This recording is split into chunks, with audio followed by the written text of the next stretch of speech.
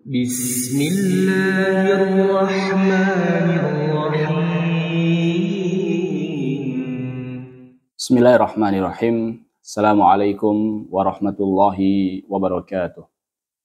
Alhamdulillahi rabbil alamin. Wa usalli wa usallim ala nabiyyina wa habibina Muhammadin wa ala alihi wa sahbihi ajma'in. Amma ba'du. Kaum muslimin dan muslimat, a'azzani Allahu wa iyyakum. Pada kesempatan kali ini kita akan kembali melanjutkan membaca hadis-hadis terkait puasa dari kitab Umdatul Ahkam. Kita akan memasuki hadis yang ketiga yang berbunyi An Anas bin Malikin radhiyallahu taala anhu qala Rasulullah sallallahu alaihi wasallam. Dari Anas bin Malik, semoga Allah meridhoinya, ia berkata, Rasulullah sallallahu alaihi wasallam bersabda, tasahharu fa inna fis sahuri barakah. Kata Nabi sallallahu alaihi wasallam, makan sahurlah kalian karena sungguhnya pada makanan sahur itu terdapat barokah. Rawahul Bukhari wa Muslim. Hadis ini riwayat Bukhari dan Muslim. Kaum muslimin dan muslimat rahimani wa rahimakumullahu taala. Terkait hadis ini akan ada 3 pembahasan yang kita bahas. Pembahasan yang pertama adalah hukum sahur. Apa itu hukum sahur? Yang kedua adalah kapan aktivitas makan dan minum disebut dengan sahur. Kapan aktivitas makan dan minum disebut dengan sahur. Dan yang ketiga adalah berkah dari sahur. Sekarang kita masuki pembahasan yang pertama, hukum sahur. Hukum sahur adalah sunnah. Hukumnya adalah sunnah muakkadah, sunnah yang sangat ditekankan. Berdasarkan hadis Nabi Shallallahu Alaihi Wasallam, berdasarkan ucapan Nabi Shallallahu Alaihi Wasallam, Nabi Shallallahu Alaihi Wasallam bersabda, tasahharu fa inna fis sahuri barakah. Kata Nabi, makan sahurlah, sungguhnya pada makanan sahur itu terdapat barokah. Di sini Nabi Shallallahu Alaihi Wasallam memerintahkan dengan ucapannya. Yang kedua, perbuatannya. Dan Nabi Shallallahu Alaihi Wasallam pun mencontohkan bahwa beliau makan sahur, sebagaimana dikisahkan oleh Zaid bin Sabit. Kata Zaid bin Sabit, tasaharna ma'a Rasulillahi Shallallahu Alaihi Wasallam. Kami makan sahur bersama Rasulullah Shallallahu Alaihi Wasallam. Ini dalil yang kedua. Dalil yang ketiga adalah ijma', yaitu kesepakatan para ulama. Dan dinukil banyak oleh para ulama, di antaranya Al-Imam An-Nawawi rahimahullahu taala, beliau mengatakan wa ajma'u ala anna sahur atau wa ajma'u ala istihbabihi. Dan para ulama telah sepakat bahwasannya sahur itu hukumnya sunnah. Wa annahu laisa biwajib. Dan sahur ini hukumnya tidak wajib. Mungkin akan dan bertanya, Ustaz, bukankah Nabi Shallallahu Alaihi Wasallam menggunakan kata perintah? Nabi mengatakan tasahharu, sahurlah kalian. Dan kata perintah menunjukkan akan wajib. Nabi pun melarang kita dari tidak sahur. Wala tada'u, jangan sampai kalian tinggalkan. Namun kenapa kok hukumnya sunnah muakkadah, tidak sampai wajib? Karena Nabi Shallallahu Alaihi Wasallam pernah melakukan puasa wisol, puasa yang disambung. Tentunya orang yang puasa wisol, dia tidak melakukan ibadah sahur.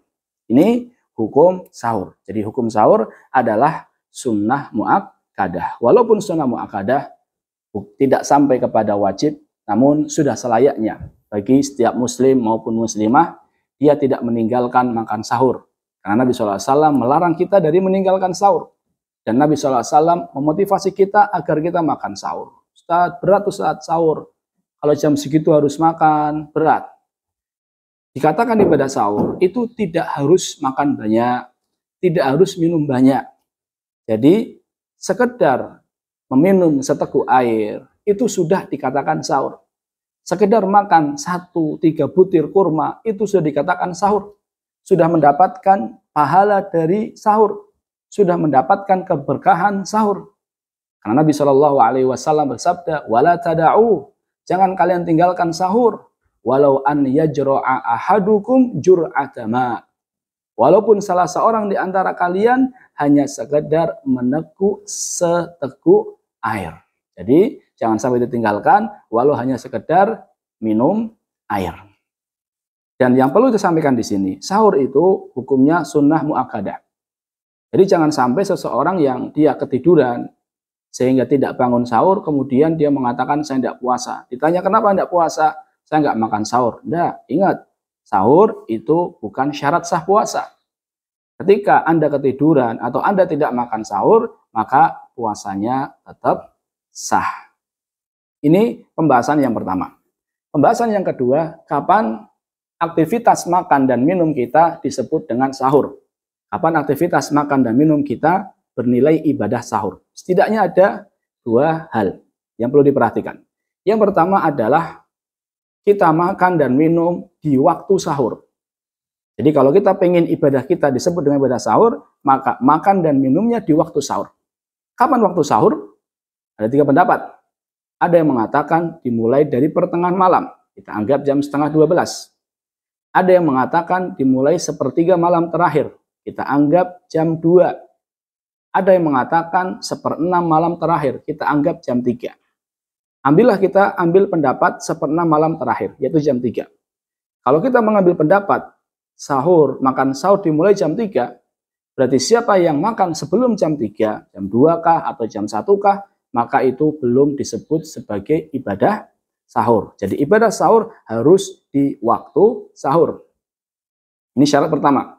Syarat kedua adalah diniatkan.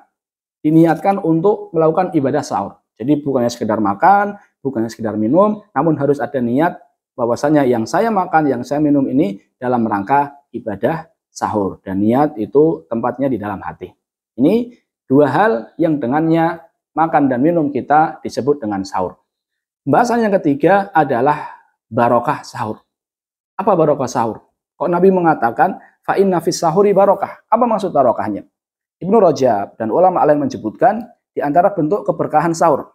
Yang pertama, bentuk keberkahan sahur adalah mengikuti sunnah Nabi SAW. Nabi SAW sahur, Nabi merintahkan kita sahur, dan mengikuti sunnah Nabi SAW itu barokah. Ini yang pertama. Yang kedua, di antara bentuk keberkahan sahur, ketika seseorang itu sahur, maka dia lebih kuat dalam menjalani puasanya. Dia lebih energik dalam menjalani hari-harinya. Ini di antara bentuk keberkahan sahur. Berbeda dengan mereka yang tidak sahur. Yang ketiga, di antara bentuk keberkahan sahur, orang yang sahur sebelum ia berpuasa, maka puasanya menyelisihi puasanya ahlul kitab. Kata Nabi SAW, fasal ma baina siyamina wa siyami ahlil kitab aklatus sahur. Perbedaan antara puasanya kita, orang-orang muslim, dan puasanya ahlul kitab adalah makan sahur. Jadi ketika kita makan sahur, maka puasa kita berbeda dengan puasanya ahlul kitab. Ini bentuk barokah yang ketiga. Bentuk barokah yang keempat, ketika kita makan sahur, kita akan bisa bangun di sepertiga malam terakhir. Kita bisa bangun di sepertiga malam terakhir yang merupakan waktu yang istimewa, yang merupakan waktu yang agung. Ketika Allah Ta'ala mensifati para penduduk surga, bagaimana dulu mereka di dunia, Allah Ta'ala berfirman, innal muttaqina fi jannati wa uyun akhidina ma atahum rabbuhum innahum kanu qabla dzalika muhsinin kanu qalilan minal laili ma yahja'un wa bil ashari hum yastaghfirun. Sungguhnya orang-orang yang bertakwa, mereka berada di kebun-kebun dan mata air. Akhidina ma atahum rabbuhum, mereka mengambil apa yang telah diberikan kepada mereka oleh Rabb mereka. Innahum kanu qabla dzalika muhsinin. Dahulu mereka adalah orang-orang yang berbuat baik. Apa bentuk perbuatan baik mereka? Kanu qalilan minal laili ma yahja'un. Mereka sedikit tidur malam untuk sholat. Wabil ashari hum yastaghfirun. Dan di waktu sahur mereka melakukan ibadah istighfar. Jadi orang yang sahur dia bisa dapat waktu itu dan dia bisa memanfaatkan waktu itu. Di samping untuk makan sahur, dia bisa memanfaatkan untuk memperbanyak istighfar. Nabi SAW juga bersabda, yanzilu rabbuna tabaraka wa ta'ala kulla laylah hina yabqa thuluthul laylil akhir Rabb kami Azza wa Jal, kata Nabi SAW, turun ke langit dunia setiap malam. Ketika masuki waktu sepertiga malam terakhir, Allah Ta'ala berfirman, man yad'uni fa astajibalah.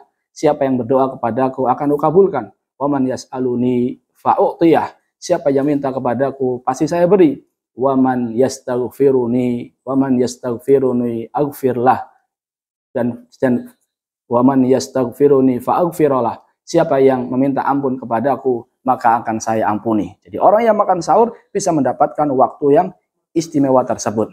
Nabi Yakub alaihissalam ketika didatangi oleh anak-anaknya, agar anak-anaknya itu dimintakan ampun kepada Allah, apa kata Nabi Yakub? Kata Nabi Yakub, saufa astaghfiru lakum rabbi. Nanti akan saya mintakan ampun kalian kepada Allah. Kata ahli tafsir, nanti di sini maksudnya adalah Nabi Yakub ingin memintakan ampun kepada Allah untuk mereka di waktu sahur. Ini di antara bentuk keberkahan makan sahur. Adapun di antara bentuk keberkahan makan sahur yang terakhir adalah dengan makan sahur lebih mudah bagi kita untuk mengikuti sholat subuh berjamaah. Berbeda dengan mereka yang tidak ikut makan sahur, bisa jadi luput dari mereka sholat subuh secara berjamaah. Inilah 3 pembahasan yang kita bahas pada hadis ketiga dari kitab Umdatul Ahkam, Kitabus Shiyam. Wallahu ta'ala alam bisawab. Terima kasih atas perhatiannya. Wassallallahu ala nabiyyina Muhammadin wa ala alihi wa sahbihi ajma'in. Assalamualaikum warahmatullahi wabarakatuh.